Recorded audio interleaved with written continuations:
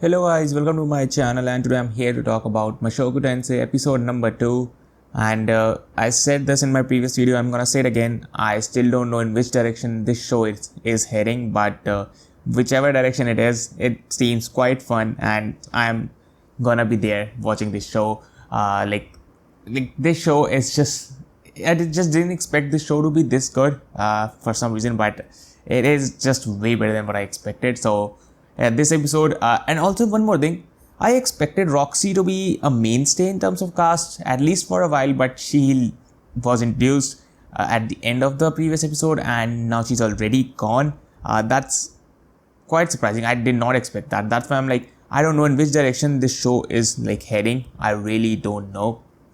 And yeah, let's just start with the episode.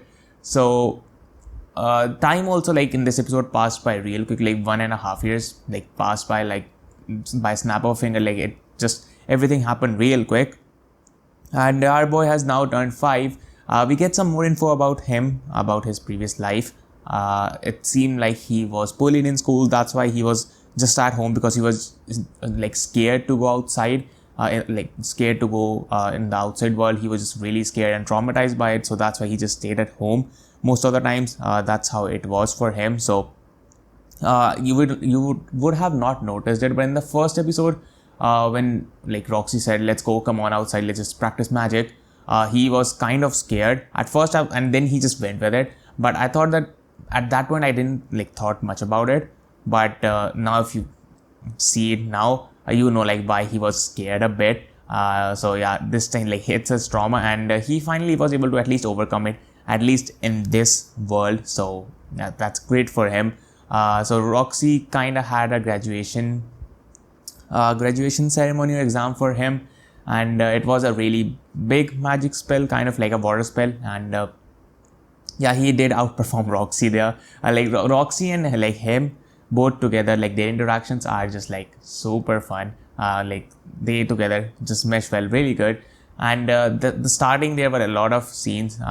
He saw Roxy doing some stuff, and he heard his parents doing some stuff, and he's like, maybe I would want it to be a little sister, but well, it's been 1.5 years, I don't see no little sister, unfortunately, Rudy. But hey, at least you wished for it. So also in like this world, we get to know that they do not celebrate like birthdays every year. It's like when up in terms like intervals of 5. So from like age, when a person turns age 5, like that's when they celebrate, and then age 10, and then 15, and at 15 people become adults in that world, at least. So that's how it works, and our boy turned 5, so they had a huge celebration. That's where like the next day, it was like he had the graduation thing, and Roxy gave him a wand and also gave him some kind of a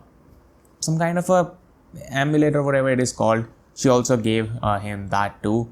So like there, like Roxy and his relationship was really good. Like it was a really genuine relationship. But I don't know why Roxy left. Maybe she might show up later, but I genuinely did not expect her to go. And also in my first video, the first episode video, I said that there might be a like teacher coming for swordsmanship, but it seems like his father is going to be the one teaching him that. So now that came to my mind after I recorded the video and everything. I was like, I don't think so there's going to be a teacher coming, because his father is a really good swordsman, so he is going to be the one who's going to be making sure that he learns that. So in terms of magic wise, he seems like kind of a genius, and he's already like mastered a lot of stuff. He's already better than Roxy, and Roxy was here to teach him how to use magic. So that's good going for him. So maybe next episode is focused on him learning a bit of swordsmanship. But he mentioned in this episode that he's just a kid. Like swords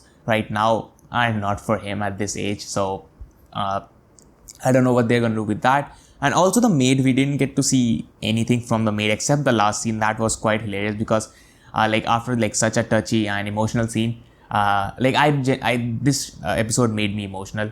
Even though it's just a second episode, they did a really good job of when Roxy left and everything. Like their relationship in terms of building it, they did a really good job. And final scene, like he is caught with Roxy's underwear, and who catches him other than the maid?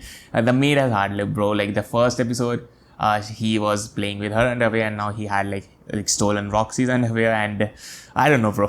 Like our main character is like, I just love that it's some like old, not old, but some grown up in a kid's body, and yeah, like everything he does kinda is like they see like he's a kid, he doesn't know what he's doing, but he actually knows what he's doing. So like it is such a super fun. So I don't have much to say in this episode. It was just a pretty basic one. It was mainly focused on Roxy trying to make sure that he learns magic, and like there were a lot of time skips, like 6 months. So they were really quick with that, and Roxy hit a horse with lightning, so that was also one of the highlights, but she quickly healed him up. So like the comedy is also like pretty decent. As I told you, it is not like, it is a pretty like subtle comedy, not it's not in your face kind of. I already mentioned that in the first episode, but that was it. I enjoyed this episode a lot. I'm really looking forward to where this series is gonna go next. So yeah, that was it about episode 2. Let me know what did you guys feel about it in the comments below, and I will be here next week with episode number 3. So till then, have a great time. I'll meet you in the next one.